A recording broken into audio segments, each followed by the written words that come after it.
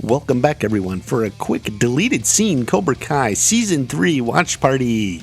Emmy Award season is upon us, apparently. Netflix is pushing for Emmy nominations and Cobra Kai is right in there with it. Basically the whole cast is being pushed in one spot or another. I did think it interesting they put Courtney Hengler for lead actress as she feels more in a supporting role, but perhaps they didn't want her competing with Vanessa Rubio. Honestly, I don't have too much of an opinion on who is nominated or wins. I suspect perhaps Cobra Kai's best chance for an acting award may come from the guest actors. It really depends on the whims of the Television Academy. For awards like directing and writing, they submit one episode for consideration. They went with the Season 3 finale December 19th. Honestly, I don't think that was the best choice. It's a very one-note episode that is dark and ominous. Even the more lighthearted scenes have this juxtaposition with the LaRusso man's brawl. It feels odd. I think they should have gone with episode 5 Miyagi-Do. It's far more balanced and more importantly has more emotional range. They are technically in the comedy category, and this episode has far more lighthearted moments. It also has a broader range in the fights. It has a montage, the spectacle, but also deep ominous feelings. There's also none of the ridiculousness like in the background of the house fight. Anyway, that's not what's really interesting. For consideration for screenplay, Netflix released the script for December 19th. It looks to be the final shooting script for the episode. It does have the fight taking place in the house when we know that change was last minute. Also, the date is pretty much right at the end of their production. There's a few differences between the script and the final cut, including some deleted scenes. The first big one was right at the beginning of the episode.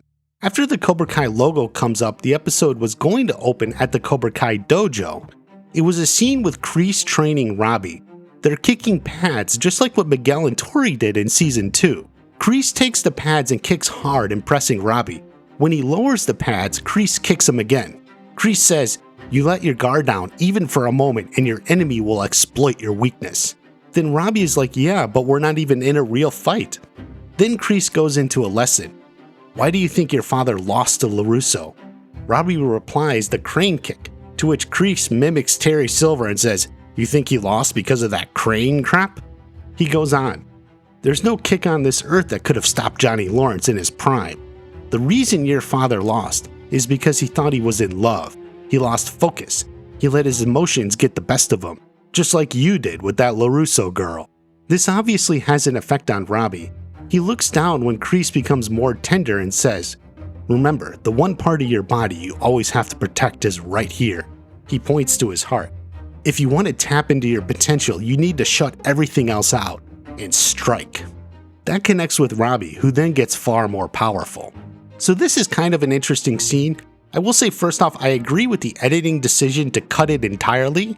It doesn't flow so well with the rest of the episode, but more importantly, it massively takes away from this dramatic moment. When Johnny sees Robbie there for the first time, we also see Robbie in the Cobra Kai gi for the first time. This is one of the better moments in the episode and would be weaker had the opening scene been included. The next aspect of the scene is what Kreese says. He specifically claims the reason Johnny lost to Daniel is because he was in love. There's a few inconsistencies with that. First off, Johnny himself doesn't seem to think that. It was an illegal kick. There was that.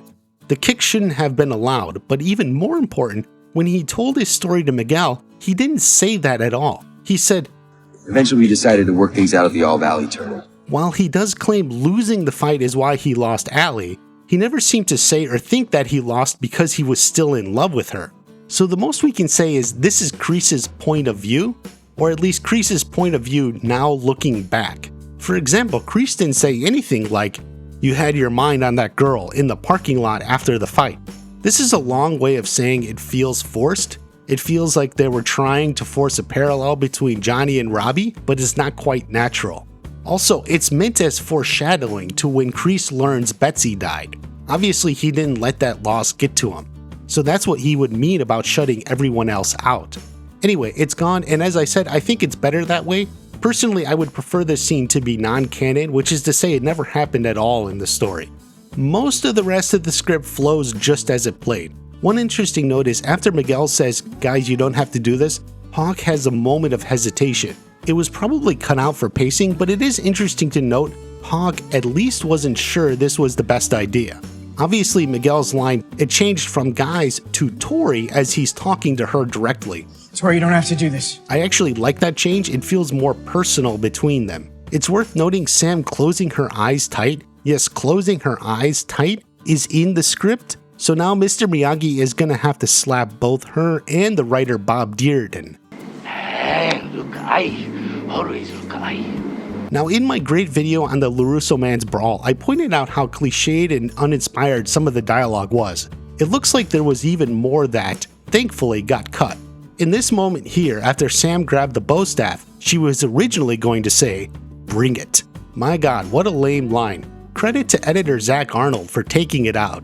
Also, this voiceover was originally written as a full-on flashback. Otherwise, almost all the other flashbacks and voiceovers are not in the script. They were added in editing. As I said before, it was a bit much. It's like in order to win a karate fight in the valley, you have to hear voices in your head. Again and again and again. The end of the fight originally had a little more in it. Chris and Mitch were gonna do a heart foundation, heart attack. I think that's some wrestling move or something. It also had Bert and Nate taking out a guy, some basic stuff like that. And it ended with Miguel asking where's Sam, like the star-crossed lover he is.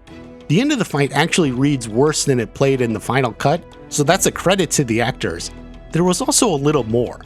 After Tori leaves, Miguel goes to Sam and asks, "You okay?" She says, "More or less. You?" He makes a sort of joke. "I'm still standing, so that's an improvement from last time." They then wipe the blood off each other in a cheesy moment and kiss. And kiss. They keep kissing. They rub their hands all over each other, panting hard between kisses. Miguel takes it to the floor. Dimitri and Hawk watch in stunned silence. Dimitri's mouth hangs wide open. Miguel and Sam are going at it, full on. We pan up slightly, because we have to keep this TV 14. Their clothes fly up into the frame. Pants, shirts, bra, everything. You know what? Fuck it. We're going full M, mature rating. Miguel and Sam are like a naked pretzel, all over each other.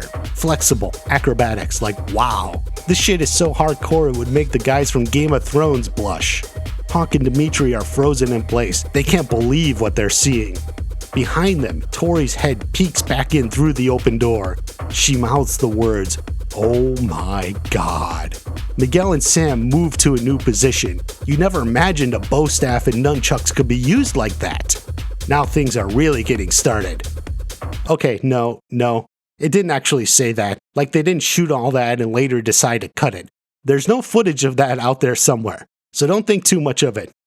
Miguel and Sam were gonna kiss though, that was true. Most of the rest of the episode follows the script. One interesting note is when Daniel is ready to make his finishing no mercy move on Kreese, the script provides motivation. He's had enough of this monster, but it does only ever say he might. So the editing seems to indicate he would, but there isn't confirmation in the script. It just says he might, but then Sam shows up. The last thing worth noting, when Kreese makes his phone call and looks at the picture, it specifically says to focus in on young Terry Silver. So if we didn't already know he was calling Terry Silver, this is pretty much your final proof. So that's all for now. Please comment and let me know what you think of these deleted scenes. Also, I have super in-depth videos of the fight scenes. Miyagi-Do at War looks at the fights in episode 5, and the LaRusso man's brawl is a breakdown of the house fight. Check both of those out. Have a great day. I'll see you at the next watch party.